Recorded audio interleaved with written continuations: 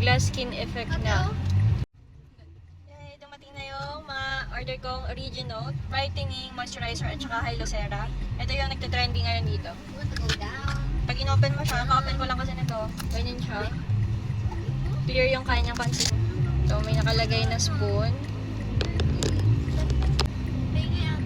Ginamit mo to, spoon mo siya niyan. Yan. Meron siyang glass skin effect na. Okay. Glass skin effect na agad. Pwede itong perfect to pang base ng mga makeup. Sa akin kasi lalagyan ko lang ito na lalagyan ko na lang siya ng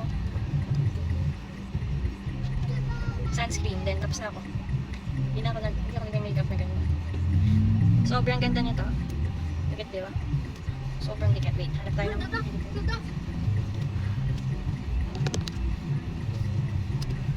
diba, dikit.